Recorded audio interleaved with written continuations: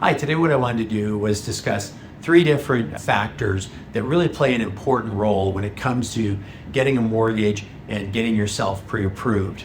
Now, these are things that we've discussed in the past, but again, these three, I just wanted to go into a little bit greater depth and explanation as to why they're so important. And the first one is going to be your credit.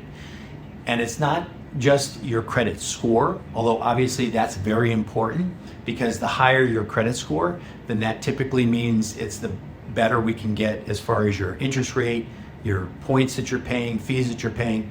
In other words, better terms the higher your score is. So it's definitely very important that you have a good credit score. But in addition to the credit score, we're also looking at your overall credit profile, making sure that you have timely payments, you don't have any derogatories or limited derogatories, I should say, and then that your credit card usage is low. In other words, that you don't have cards maxed out, things of that nature. So it's not just the score, but it's also just the overall profile. So you want to make sure you make all your payments in a timely fashion, and that will help you when it comes to getting qualified for a loan. Number two is your debt to income ratio. And again, we've discussed this, but essentially what the debt to income ratio is we're taking your gross monthly income and then we're factoring in all of your monthly payments as far as credit cards, car loans, student loans, personal loans, alimony, child support, things of that nature. So any debts that you have going out that fall into one of those categories, we add all those up, add in your proposed mortgage payment, divide that into your gross monthly income to come up with this magical debt to income ratio, or a debt to income number, if you will. And so that plays a very important role. The higher the debt to income, sometimes that can impact the amount of mortgage insurance that you're paying if you're doing a conventional loan. So these are all very important to kind of keep that in mind when you're looking to get qualified. And then number three is your income or employment. But what I'm specifically talking about there is just the stability of your income, the stability of your employment. So while it's not necessary that you be at the same job for 2 years, we do like to see that you've been in the same line of work for 2 years.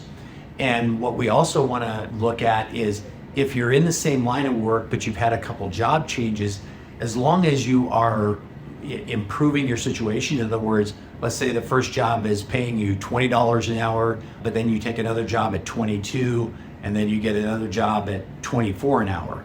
Well, that's going to be looked at favorably, because obviously, even though you've had maybe say 3 jobs in the last 2 years, the current job is paying you the most, and you've steadily improved your situation.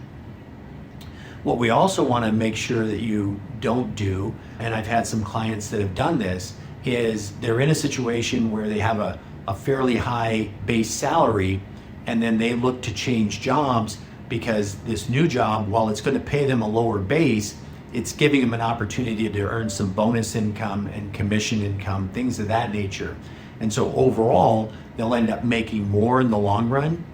The problem with that is if I don't have a 2-year history of you earning that bonus income and commission income, all I can use is the base, which is now lower. So that's why you want to be very careful as far as switching jobs right before you're looking to purchase a home, if in fact you're going into that type of a situation where it's going to change how you're paid, and that could definitely impact your overall qualifications.